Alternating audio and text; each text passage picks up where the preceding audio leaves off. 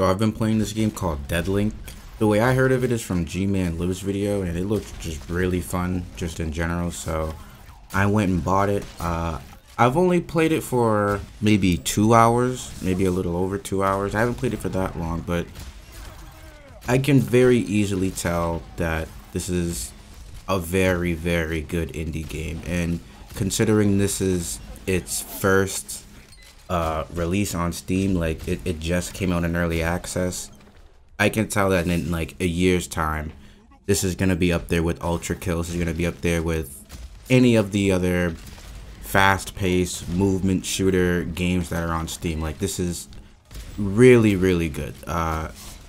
Already, one of the biggest praises I can give it is just the initial presentation. It really has almost AAA, you know, look and quality to it all. The soundtrack, the sounds in general, you know, just even like the sound of your footsteps, the sound of the guns, it all looks and sounds really good. And yeah, like it just has a really nice art style, a really nice aesthetic. It's going for the whole cyberpunk look. It has great music, and yeah, like for an indie game, it looks really good. But obviously the main thing I want to talk about is the gameplay, right? It's a roguelike or roguelite, I don't know which one, but it's one of those mixed with basically just a first-person movement shooter, right? But it's clearly very, very heavily inspired by Doom Eternal, even down to like the way, you know, enemies drop items, and even the sound effect. It all sounds very similar. But the reason why it's so fun is though it's very well designed. The way the different abilities work with each other, it's all very well thought out, and there's only 2 different classes you can play as right now, but even still the game is really fun with that, with just those 2. What I mean, so the way the game works is all your abilities mark enemies. That's the main aspect of this game, the main like unique thing to it. Basically all your abilities mark enemies, and marked enemies, when you kill them, they drop shields and they drop ammo for your different weapons. What this means is you want to be continuously using your abilities like grenades, your grappling hook. Your soldier class has this like force push kind of thing, just, you know, just like hit F and it'll hit things around you, right? And when you hit them with these abilities, they become marked, and you want to keep, you know, constantly doing that to maintain your shields, but also because you get ammo back. So the more you do this, the less you have to reload your guns. But also, your main primary weapon, that one's infinite ammo, but your secondary gun for the soldier, which is the rocket launcher, it's on it's not infinite. It has to refill. So you want to be constantly filling that up because it's going to be your most powerful weapon. And just the way you can move around the map, both the classes have a grenade and a dash ability, but they have different weapons and 2 different abilities unique to them.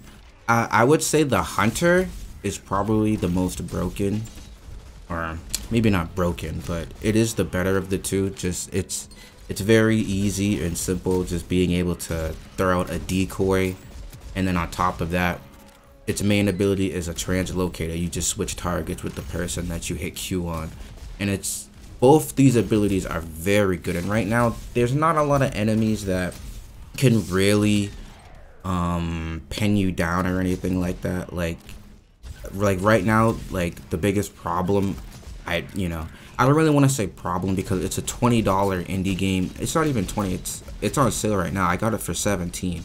So you can get it right now for $17, and for how fun it is and how polished it is, like I really don't want to speak badly of it, but right now I guess what it's lacking mainly is just content, because there's also an upgrade system within the game that goes pretty deep. After a few runs, you'll very quickly become way stronger than you need to be to beat the whole game, basically, because it's only 2 stages. After you beat the second boss, the whole game just ends and you're gonna have to start over. So that is the only problem right now. It's easy, but that's okay for, you know, this being the first release. They're gonna be releasing difficulties, which, you know, will be a huge deal in adding a lot more replayability, because, you know, it won't be just as easy to breeze through. But another thing I want to talk about is the actual roguelike aspects of the games. That's another thing that's just, it's simple, but again, it's well thought out, and it's just fun. So the way it works is, after you clear the enemies in the room, you get to pick between a few doors. Sometimes you only get one door, but you get to pick between different upgrade paths. You can there's the nano tech, I think, which are just like passive buffs, you know, increase weapon damage, increase shields.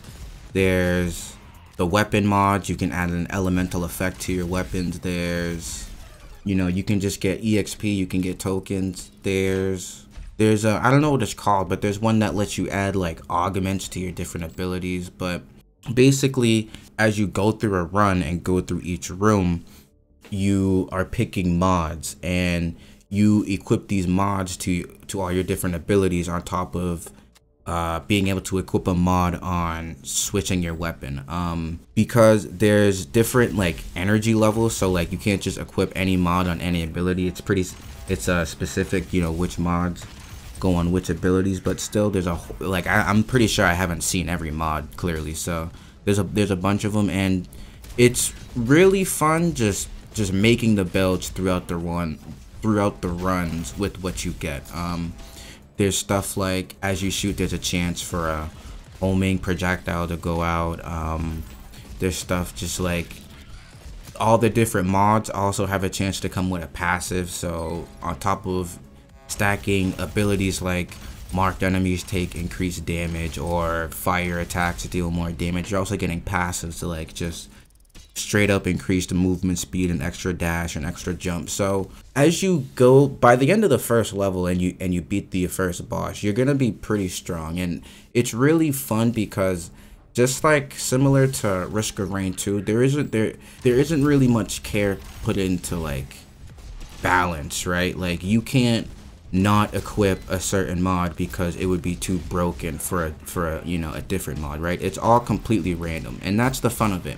But like I said, since the game's so easy right now, like, it is just like, that's just the only problem right now. It's just easy. There's only 2 levels. You can't change the difficulty, and I don't know. I just wanted to make a general video on this, just to tie, just to kind of have a video on my channel, because my next video is probably going to be a really long time. But I highly recommend this game. I think if you're a fan of Doom Eternal, or the fast-paced kind of movement shooters, this is something that you should probably support. You know, I think since it's in early access, the ability to send money to the developer before the game's even out, you know, just show a good sign of faith. I think everyone should buy this game, especially if they're a fan of the genre. I think this is something that over time, you know, can become something really special. And already, just the way it is right now, it's at the bare minimum a really fun game. So it's only 20 bucks.